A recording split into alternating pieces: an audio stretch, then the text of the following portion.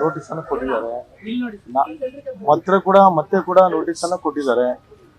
ನಾವು ಯಾವ ಸಂದರ್ಭದಲ್ಲಿ ನಿಮಗೆ ಡೇಟ್ ಕೊಟ್ಟಿಲ್ಲ, ನೋಟಿಸ್ ಕೊಟ್ಟಿದ್ದಾರೆ.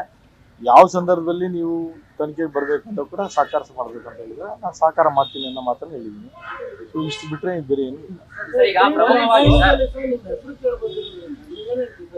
ಇದಕ್ಕೆ ನನಗೆ ಸಂಬಂಧ ಇಲ್ಲ ಅಂತ ಹೇಳಿ ಆಲ್ರೆಡಿ ನಾನು ಅವತ್ತೇ ಏನು ಆ ಘಟನೆ ಆದ ದಿವಸವೇ ನಾನು ಪ್ರತಿಕ್ರಿಯೆಯನ್ನು ಕೊಟ್ಟಿದ್ದೀನಿ.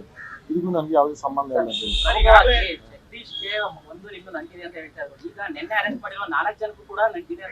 ನೋಡಿ ಒಂದ್ ನಿಮಿಷ, ಯಾರು ಹೇಳ್ತಾ ಇರೋದು? ನಾನು ಹೇಳ್ತಾ ಇದ್ದೀನಾ ಇಲ್ಲ ಬೇರೆ ಯಾರೋ ಹೇಳಿದಾರ? ಅದನ್ನ ನೀವು ಸುದ್ದಿ ಮಾಧ್ಯಮ ಅಲ್ಲ ನೋಡಿ, ನೀವು ಸುದ್ದಿ ಈಗ ನಾನು ಒಬ್ಬ ಜನಪ್ರತಿನಿಧಿ. ನನ್ನ ಜೊತೆ ಯಾರು ಬಂದು ಫೋಟೋ ತೆಗೆಸ್ಕೊಂತಾರೆ, ಯಾರು ನನ್ನ ಜೊತೆಗೆ ಕ್ರಿಮಿನಲ್ಸ್ ಇದಾರೆ ನಾವೇನು ಪತ್ತೆ ಹಚ್ಚಕ್ಕಾಗಲ್ಲ. ಸೊ ಬರ್ತಾರೆ, ಫೋಟೋ ತೆಗೆಸ್ಕೊಂತಾರೆ, ಹೋಗಿ ಆ ಫೋಟೋಗಳು ಆಗಿರ್ತಕ್ಕಂಥದ್ದು ನೀವು ಹಾಕಿದ್ರೆ ನಾನು ಕೂಡ ನೋಡಿದ್ದೀನಿ. ಅಷ್ಟು ಬಿಟ್ರೆ ಯಾವುದೇ ಇದಿಲ್ಲ. ನನಗೂ ಈ ಪ್ರಕರಣಕ್ಕೂ ಸಂಬಂಧ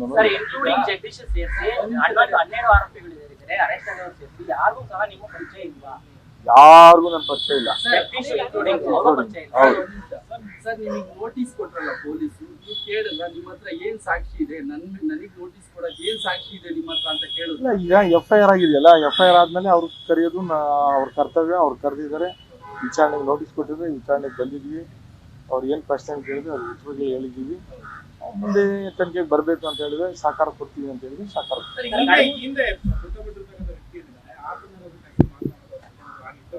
ಸರ್ ಒಂದ್ ನಿಮಿಷ ಹೇಳಂಗಿಲ್ಲ, ಯಾವ ಲ್ಯಾಂಡ್ ಇದು ಏನು ಇದ್ರ ಬಗ್ಗೆ ನನಗೆ ಮಾಹಿತಿ ಇಲ್ಲ. ನಾನು ಯಾವ ರೀತಿ ನಿಮ್ಮ ಹತ್ರ ಪ್ರತಿಕ್ರಿಯೆ ಕೊಡ್ಲಿ? ಆ ಶಿವಪ್ರಕಾಶ್ ಯಾರು?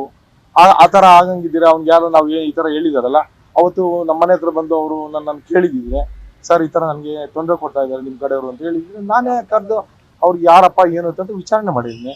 ಅವ್ನಿಗೆ ಏನು ಸಹಕಾರ ಕೊಡ್ಬೇಕು ಮಾಡಿದ್ವಿ. ಅದು ಬಿಟ್ಟು ನಮ್ಮ ಮೇಲೆ ಸಲ್ಲದ ಕಂಪ್ಲೇಂಟ್ ಕೊಟ್ಟಿದ್ದಾರೆ. ಕಂಪ್ಲೇಂಟ್ ಕೊಟ್ಟಾಗ ಪೊಲೀಸರು ಕೂಡ ನಮ್ಗೆ ಕರೆದಿಲ್ಲ.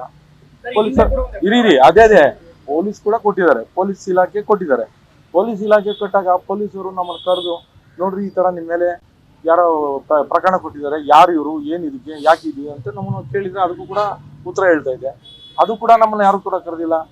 ಮೊನ್ನೆ ಮುಖ್ಯಮಂತ್ರಿಗಳು ಕೊಟ್ಟಿದ್ದಾರೆ, ಮೊನ್ನೆ ಡೆಪ್ಟಿ ಚೀಫ್ ಮಿನಿಸ್ಟರ್ ಕೊಟ್ಟಿದ್ದಾರೆ, ನಮ್ಮ ಸ್ಪೀಕರ್ ಅವರು ಕೊಟ್ಟಿದ್ದಾರೆ. ಸ್ಪೀಕರ್ ಅವರು ನಮ್ಮ ಶಾಸಕರ ರಕ್ಷಣೆ ಮಾಡುವಂಥದ್ದು ಅವ್ರ ಕರ್ತವ್ಯ, ಅದನ್ನು ಕೂಡ ಅವ್ರು ಮಾಡಿಲ್ಲ. DG ಅವರು ಕೊಟ್ಟಿದ್ದಾರೆ, ಆಯುಕ್ತರು ಕೊಟ್ಟಿದ್ದಾರೆ. ಯಾರಾದ್ರೂ ಒಬ್ರು ಕರೆದು ಏನಪ್ಪಾ ಇದು, ಈ ಪ್ರಕರಣದ ಬಗ್ಗೆ ಏನಿದು, ಇದು ಮೇಲೆ ಕಂಪ್ಲೇಂಟ್ ಕೊಟ್ಟಿದ್ದಾರೆ, ಏನಿದು ಅಂತೇಳಿ ಏನೋ ದುರುದ್ದೇಶ ಇಟ್ಕೊಂಡು ಕೊಟ್ಟಿದ್ದಾರೋ ಏನು ಕೊಟ್ಟಿದಾರೋ ನನಗೆ ಗೊತ್ತಿಲ್ಲಲ್ಲ.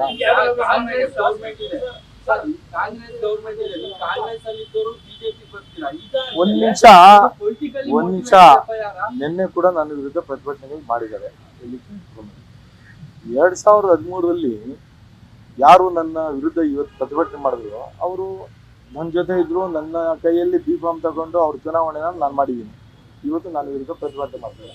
ಯಾವ ನೈತಿಕತೆ ಇಟ್ಕೊಂಡು ಅವ್ರು ಪ್ರತಿಭಟನೆ ಮಾಡ್ತಾರೆ? ಆಗ ನಾನು ರೌಡಿ MLA ಅಂತ ಹೇಳಿ ಕೂಗ್ತಾ ಇದ್ರಲ್ಲ, ಅವತ್ತು ಗೊತ್ತಿರ್ಲಿಲ್ವಾ? ಅವ್ರು ರೌಡಿ MLA ಜೊತೆ ಯಾಕೆ ನೀನು ಚುನಾವಣೆಗೆ ನನ್ನ ಜೊತೆ B.Com ಅಂತ ಇಸ್ಕೊಂಡೆ? ಕಾರ್ಪೊರೇಟರ್ ನಿಲ್ಲಕ್ಕೆ ಕಾರ್ಪೊರೇಟರ್ ನಿಂತು ಸೋತೆ. ನೀನು ಸೋತಿರೋನು ಇವತ್ತು ನನ್ನ ವಿರುದ್ಧವಾಗಿ ಅಲ್ಲಿ ಸೋತು, ಮೊನ್ನೆ ಕಳೆದ ಚುನಾವಣೆಯಲ್ಲಿ ಸೋತು ಇವತ್ತು ನನ್ನ ವಿರುದ್ಧ ಪ್ರತಿಭಟನೆ ಮಾಡಿ ರೌಡಿ MLA ಅಂತ ಹೇಳ್ತೀರ. ಅವತ್ತು ಆ ಸಂದರ್ಭದಲ್ಲಿ ನಾನು ಕಾಂಗ್ರೆಸ್ ಶಾಸಕನಿದ್ದಂಥ ಸಂದರ್ಭದಲ್ಲಿ ಆವಾಗ ನೀನು ನನ್ನ ಜೊತೆ ಇರ್ಲಿಲ್ವಾ?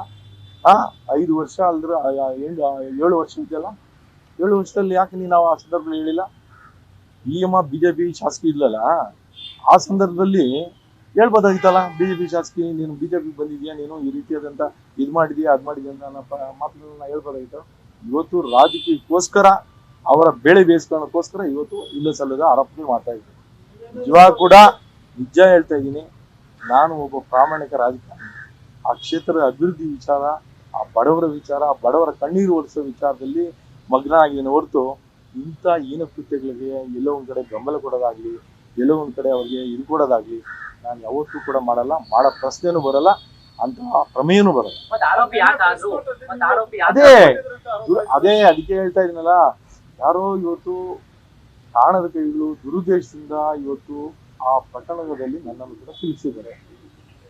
ನ್ಯಾಯಾಲಯಗಳಿಗೆ ಅದರ ವಿರುದ್ಧ ಹೋರಾಟ ಮಾಡ್ತೀನಿ. ನಂತರ ನಮಗೆ ಆ ಮಾಹಿತಿಯನ್ನ ತಿಳಿಸುವಂತ ಪ್ರಯತ್ನ ಮಾಡ್ತೀವಿ. ಯಾರೋ ಇದ್ದಾರೆ ಅಂತ ಉಲ್ಲೇಖ ಮಾಡಿದ್ರೆ ಅದು ಯಾರು ಅಂತ ಹೇಳ್ಬೋದಾ? ಯಾರಂತ ಹೆಂಗ್ ಹೇಳಕ್ಕಾಗ್ತದೆ? ಅದು ತನಿಖೆ ಆಗ್ಲಿ, ತನಿಖೆ ಆದ್ಮೇಲೆ ಗೊತ್ತಾಗ್ತದೆ ಮುಂದಿನ ದಿನಗಳಲ್ಲಿ. ಅಲ್ಲ ನೋಡಿ, ಮುಂದಿನ ದಿನಗಳಲ್ಲಿ ಇದೆಲ್ಲಕ್ಕೂ ಕೂಡ ಮುಂದಿನ ದಿನಗಳಲ್ಲಿ ಇದೆಲ್ಲಕ್ಕೂ ಕೂಡ ಉತ್ತರ ಕೊಡ್ತೀವಿ. ಅಲ್ಲ, ಕಾಂಗ್ರೆಸ್ ಸರ್ಕಾರ harassment ಅನ್ನ ಮಾಡ್ತಾ ಇದೆ.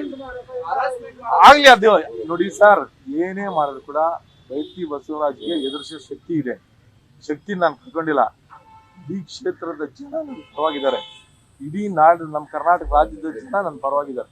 ಹಂಗಾಗಿ ಅದಷ್ಟು ಎದುರಿಸೋ ಶಕ್ತಿ ಇದೆ. ಖಂಡಿತವಾಗಿ ಮತ್ತೆ ಯಾವತ್ತು ಬರಕ್ಕೆ ಹೇಳಿದ್ದಾರೆ? ಯಾವತ್ತಿಲ್ಲ, ಯಾವತ್ತು ಅಂತ ದಿನಾಂಕ ನಿಗದಿ ಮಾಡಿಲ್ಲ. ನೋಟಿಸ್ ಕೊಟ್ಟಿದ್ದಾರೆ. ಇವತ್ತು ಕರೆದಾಗ ಬರ್ಬೇಕು ಅಂತ ಫೋನ್ ಮುಖೇನ ಕರಿತೀವಿ ಅಂತ ಹೇಳಿದ್ರೆ, ಫೋನ್ ಮುಖೇನ ಯಾವತ್ತು ಕರೀತಾರೋ ಅವತ್ತು ಖಂಡಿತವಾಗಿ ಬರ್ತೀನಿ, ಸಹಕಾರ ಕೊಡ್ತೀನಿ. ಅದ್ರ ಬಗ್ಗೆ